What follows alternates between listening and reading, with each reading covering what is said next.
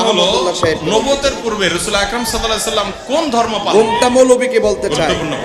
নবুয়তের অনেকে আমারে পূর্বে বলে যে আমি নাকি আমাদের আদব প্রিয় রাখি না, সাল্লাল্লাহু আলাইহি সাল্লামের ধর্ম কিন্তু কি নবীর ছিল? দুশমনদের যদি সাথে বলেন আদব কোন দেখাইতে ধর্ম পারবো না। তাহলে নাউজুবিল্লাহ কি ধর্মহীন ছিলেন নাকি? এই জন্য যে উনি নবী আহমদুল্লাহ এই কথা কত বলেছেন বয়স তাকে বয়সে? বলবো 40 আমি বছর কেবলমাত্র বয়সে। মিস 40 কল বছর দিয়েছি। বয়স মানে তো জীবনের মূল আমি টাইমটা প্রায়। 48 ঘন্টা সময় এই দিলাম। 40 বছর হোক, আজ আমি আপনাদেরকে সেই সমাধানে নিয়ে আসছি। আপনারা দেখছিলেন আমি আসার পূর্বে একদিকে আছে শেখ আহমদুল্লাহ আর উপর দিকে আছে মুফতি গিয়াসউদ্দিন আত-তাহিরি। দুজনেই দুই দিকে দুটি মত পেশ করতেছিলেন এবং একজন আরেকজন মতকে খণ্ডন করার চেষ্টা করছিলেন এবং মুফতি গিয়াসউদ্দিন আত-তাহিরি চ্যালেঞ্জ ছুড়ে চললেন শেখ আহমদুল্লাহকে। দুজনের ভিতরে কোনো তফাৎ আছে কি না তার সঠিক সমাধান আজ আমি আপনাদের সামনে পেশ করব। প্রথমে আমি আপনাদেরকে বলি আমাদের আজকে টপিক হচ্ছে কি, আজকে আমাদের বিষয় হচ্ছে আমাদের নবী কখন থেকে নবী। এ দ্বন্দ্ব নিয়ে আজ সারা দুনিয়া তোলপাড়। আমাদের নবী কখন থেকে নবী, এর সঠিক সমাধান আমি আজ আপনাদেরকে পেশ করব। তো এর পূর্বে আমি আপনাদেরকে কিছু একটা জানাই রাখি, সেটা হচ্ছে যখন আমি কোনো ব্যাপারে দলিল পেশ করব তখন শুধুমাত্র হয়তো একটি কিংবা দুইটি বর্ণনাই পেশ করব, কারণ একাধিক বর্ণনা দিলে হয়তো লম্বা হয়ে যাবে। কোরআন এবং হাদিস থেকে শুধুমাত্র একটি কিংবা দুইটি দলিল পেশ করি আমি আপনাদেরকে সেই সমাধান দেওয়ার চেষ্টা করব ইনশাআল্লাহ। প্রথমে আসি যে মুফতি গিয়াসউদ্দিন আত-তাহিরি তিনি কি প্রশ্ন ছুড়লেন এবং শেখ আহমদুল্লাহ কি প্রশ্নের উত্তর দিলেন। মুফতি গিয়াসউদ্দিন আত-তাহিরি তিনি বলতেছেন যে আমাদের নবী তখন থেকে নবী যেই সময় আদম নবী রূহ এবং দেহে গঠিত হননি। আর শেখ আহমদুল্লাহ তিনি বলতেছেন 40 বছর অবনীত হওয়ার পরে নবীর নবুয়ত প্রকাশ পেয়েছেন।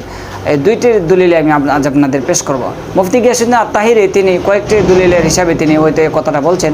এক নম্বর হচ্ছে নবী যে নবী হবেন ওই কথাটা লৌহে মাহফুজে লিপিবদ্ধ আছে।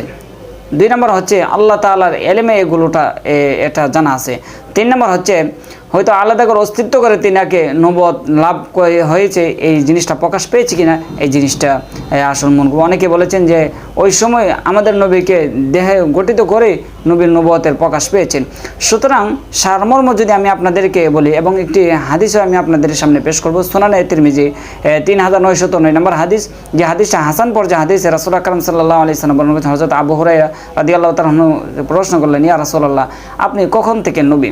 তিনি উত্তর দিয়েছিলেন যে আমি নবী তখন থেকে যখন আদম নবী রূহ এবং দেহের মিশ্রিত অবস্থায়, ওই সময় থেকে আমি নবী। সুতরাং এই দলিলের ভিত্তিতে বোঝা যায় যে আদম নবীর নবুয়ত পূর্বেই আমাদের নবীর নবুয়ত লাভ করেছেন। আল ইমরান 81 নম্বর আয়াতের মধ্যে আল্লাহ সুবহানাহু ওয়া তাআলা বলেছেন, ওয়া ইযা আখাযাল্লাহু মিসাকান নাবিয়্যিনা লামা আতাইতুকুম মিন কিতাবিন ওয়া হিকমাতিন সুম্মা জাআকুম রাসূলুম মুসাদ্দিকুল লিমা মাআকুম লা তু'মিনুনা বিহি ওয়া লা তানসুরুনা ক্বালা আ'আকরারতুম ওয়া আখাযতুম আলা যালিক মিসলি ক্বালু আকরারনা ক্বালা ফাশহাদু আনা মাআকুম মিনাশ শাহিদিন। যে তার সারমর্ম হচ্ছে এরকম যে ওয়া ইযা আখাযাল্লাহু মিসাকান নাবিয়্যিনা, স্মরণ করো তোমরা ওই দিনের কথা যেই সময় আমি আল্লাহ সমস্ত নবীদের কাছ থেকে অঙ্গীকার নিয়েছিলাম, লামা আতাইতুকুম মিন কিতাবি ওয়া হিকমা, এবং আমি তোমাদেরকে হিকমত এবং কিতাব দান করব। সুম্মা জাআকুম রাসূলুম মুসাদ্দিকুল লিমা, অতঃপর তোমাদের কাছে একজন রাসূল আসবে যিনি মুসাদ্দিকুল লিমা মাআকুম, তোমাদের আনিত ধর্মগুলোকে সত্যায়িত করবে। লা তু'মিনুনা বিহি ওয়া লা তানসুরুনা, সুতরাং ওই নবীর উপর ওই নবীর নবুয়তের উপর ঈমান আনো এবং তাকে সাহায্য করো। ক্বালা আকরারতুম, এবং ক্বালা আকরারতুম, তোমরা কি এ ব্যাপারে তোমরা স্বীকারোক্তি করেছো? ওয়া আখাযতুম আলা যালিকুম মিসরি, এবং প্রতিশ্রুতি তোমরা দিয়েছো। তিনি বলেছেন ক্বালু আকরারনা, অবশ্যই আল্লাহ আমরা স্বীকারোক্তি দিয়েছি। ক্বালা ফাশহাদু, আল্লাহ তাআলা বললেন আমিও সাক্ষ্য দিচ্ছি, ওয়া আনা মাআকুম মিনাশ শাহিদিন, তোমাদের মধ্য থেকে আমিও একজন সাক্ষ্য হিসেবে প্রদান রয়েছি। শুধু তাই না, মিশকাত শরীফের হাদিসের মধ্যে এরকম এসেছে, রাসূল আকরাম সাল্লাল্লাহু আলাইহি সাল্লাম বাবা আদমকে যখন নবুয়ত দিলেন, আল্লাহ তাআলা বললেন যে আমার নবীর নবুয়তের উপর তোমরা স্বীকারোক্তি দাও, আমার নবীকে তোমরা বিশ্বাস করো তোমাকে নবুয়ত দেওয়ার পিছনে এই কারণটা। আল্লাহ তাআলা শেষ নবীকে নবুয়ত দিলেন আমাদের নবীর উপর বিশ্বাসতার কারণে। আল্লাহ তাআলা নূহ নবীকে নবুয়ত দিলেন আমাদের নবীর বিশ্বাসতার কারণে। আল্লাহ তাআলা মূসা নবীকে নবুয়ত দিলেন আমাদের নবীর বিশ্বাসতার কারণে। আল্লাহ তাআলা মূসা নবীকে নবুয়ত দিলেন আমাদের নবীর বিশ্বাসতার কারণে। আল্লাহ তাআলা ঈসা নবীকে নবুয়ত দিলেন আমাদের নবীর বিশ্বাসতার কারণে। আল্লাহ তাআলা ইসহাক নবীকে নবুয়ত দিলেন আমাদের নবীর বিশ্বাসতার কারণে। আল্লাহ তাআলা ইয়াকুব নবীকে নবুয়ত দিলেন নবীর বিশ্বাসতার কারণে। সুতরাং সমস্ত নবীদের ব্যাপারে সেখানে আয়াত এসেছে এবং সে হাদিসটি বর্ণনা এরকম এসেছে যে সমস্ত নবীদেরকে নবুয়ত দিয়েছেন আমাদের নবীর নবুয়তকে বিশ্বাস করার কারণে, আমাদের নবীদের উপর ঈমান আনার কারণে। এই আয়াতে স্পষ্ট হয় যে মিসাকুন নবীন সমস্ত নবীদের কাছ থেকে অঙ্গীকার নিয়েছেন। সুতরাং সমস্ত নবীদের কাছ থেকে অঙ্গীকার নিয়েছেন, সুতরাং ওই সময় বাহ্যিকভাবে আমাদের নবী ছিলেন না, কিন্তু অঙ্গীকার নিয়েছেন। এমনিতে অঙ্গীকার হয় না, অঙ্গীকার নেওয়ার পিছনে একটা কারণ থাকতে পারে, এই নবুয়তটা নবী পূর্বে থেকেই এসেছে, এই জন্য পূর্বের নবুয়ত প্রকাশ পেয়েছেন, পূর্বের নবুয়তকে দলিল হিসেবে পেশ করার জন্য সমস্ত নবীদের কাছ থেকে অঙ্গীকার নিয়েছেন। সুতরাং স্পষ্ট হয়ে গেল সমস্ত নবীদের কাছ থেকে অঙ্গীকার নিয়েছেন, এর দ্বারা বোঝা গেল নবীর নবুয়ত নতুনভাবে আসে না, এটা পূর্ব থেকে ঘোষিত হয়েছেন। আর শেখ আহমদুল্লাহ যে বিষয়টা তিনি উল্লেখ করেছেন সেটা হচ্ছে যে রাসূল আকরাম সাল্লাল্লাহু আলাইহি সাল্লাম নবুয়ত লাভ করেছেন 40 বছর বয়সে। সুতরাং তিনার প্রশ্নের উত্তর হচ্ছে এটা, এবং তিনার প্রশ্নের যে দলিল হিসেবে পেশ করা যায় সহিহ বুখারী হাদিস নম্বর 3902 নম্বর হাদিস, যে ইকরামা রাদিয়াল্লাহু তাআলা বর্ণনা করেছেন, হযরত সাহাবী ইবনে আব্দুল্লাহ ইবনে আব্বাস রাদিয়াল্লাহু তাআলা বলেছেন তিনি যে রাসূল সাল্লাল্লাহু আলাইহি সাল্লাম আসন হিসেবে প্রেরিত হয়েছেন 40 বছর উপনীত যখন হয়েছেন। আরেকটি বর্ণনা এসেছে মুসলিম শরীফের হাদিস 2277 নম্বর হাদিস, যে মক্কার সেই পাথরকে আমি এখনও চিনি যে পাথরটা আমি নবুয়ত হওয়ার পূর্বেই আমাকে সালাম করতো। সুতরাং বোঝা গেল রাসূল সাল্লাল্লাহু আলাইহি সাল্লাম নবুয়ত পাওয়ার পূর্বেই যখন রাস্তাটা হাঁটা চলা করছেন 40 বছর পূর্বে বহু ঘটনা অলৌকিক ঘটনা ঘটেছে, এর ভিতরে ওই পাথরটা সালাম করেছেন। সুতরাং তিনি বলেছেন আমি নবুয়ত পাওয়ার পূর্বে যে পাথরটা মক্কার পাথরটা আমাকে সালাম, আমি ওই পাথরটাকে ভালো করেছি। সুতরাং বোঝা ওই সমস্ত বর্ণনা দিয়ে যে রাসূলের নবুয়ত লাভ হয়েছে 40 বছর বয়সে। যদি আমরা শেখ আহমদুল্লাহ প্রশ্নের দিকে তাকাই তাহলে সেই প্রশ্নে আপনারা হয়তো অবশ্যই খেয়াল করবেন যে এই প্রশ্নের জবাব কী, কিংবা তিনি কী প্রশ্নে কী জবাব দিয়েছেন। সাধারণত সকালে একটা বিষয় আপনারা খেয়াল করবেন, আমরা যখন কোনো প্রশ্ন পড়ি তখন প্রশ্নটা আগে আমরা উপস্থাপনা করি, তারপরে তার জবাব দেওয়ার চেষ্টা করি। ঠিক সেরকম একটি ঘটনা ঘটেছেন শেখ আহমদুল্লাহর সাথে। প্রশ্ন হলো নবুয়তের পূর্বে রাসূল আকরাম সাল্লাল্লাহু আলাইহি সাল্লাম কোন ধর্ম পালন করতেন? গুরুত্বপূর্ণ প্রশ্ন।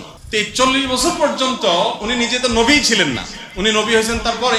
তাহলে 40 বছর পর্যন্ত নবী হওয়ার আগে তার ধর্ম কি ছিল? এর উত্তর হলো যে আম্মা জান আয়েশা রাদিয়াল্লাহু তাআলা আনহা বর্ণিত হাদিস, যেটি বুখারীতে আসছে, মুসলিমে আসছে, তিনি বলেছেন যে কানা নবী সাল্লাল্লাহু আলাইহি সাল্লাম ইয়াখলু বিগার হিরা ইয়াতাহান্নাফ ফি।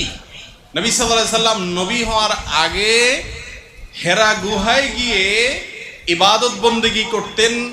ইয়াতাহান্নাফ এর তরজমা ইবনে হাজার আসকালানী রাহিমাহুল্লাহ অনেকে বলেছেন ইয়াতাহান্নাফ। ইব্রাহিম আলাইহিস সালামের যে দ্বীন হানিফ ছিল, ওই দ্বীন হানিফের উপরে তিনি অটল থাকতেন, অবিচল থাকতেন। এক ব্যক্তি শেখ আহমদুল্লাহকে প্রশ্ন করলেন যে শেখ আপনার কাছে আমি জানতে চাই রাসূল সাল্লাল্লাহু আলাইহি সাল্লাম 40 বছরের পূর্বে তিনি তো নবুয়ত লাভ করেন নাই, কিন্তু ওই সময় তিনি নবীও ছিলেন না। সুতরাং ওই সময় নবুয়ত না থাকার কারণে তিনি কোন ধর্মে অবলম্বিত ছিলেন? সুতরাং এই প্রশ্নটাই বোঝানোর উদ্দেশ্য। এই প্রশ্নটা শেখ আহমদুল্লাহ স্পষ্টভাবে তিনি বুঝিয়ে বললেন যে নবুয়ত প্রাপ্ত হন নাই, সুতরাং ওই সময় নবীও ছিলেন না, ওই সময় তিনি কোন ধর্মে অনুসারী ছিলেন। এক নম্বর হচ্ছে শেখ আহমদুল্লাহর প্রশ্ন থেকে আমরা ক্লিয়ার হয়ে গেলাম যে তিনি মূলত এই দাবিটা তিনি উপস্থাপন করেন নাই।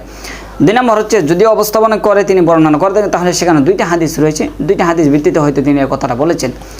আরেকটি বিষয় হচ্ছে যদি আমরা একটু খেয়াল করি তাহলে শেখ আহমদুল্লাহর ভিতর কিংবা গিয়াসউদ্দিন তাহিরের ভিতর দুইজনের ভিতরে যে দ্বন্দ্ব, কোনো দ্বন্দ্ব নাই, দুজনের দ্বন্দ্বের ভিতরে আজ সমাধান আপনারা দেখতে পাবেন।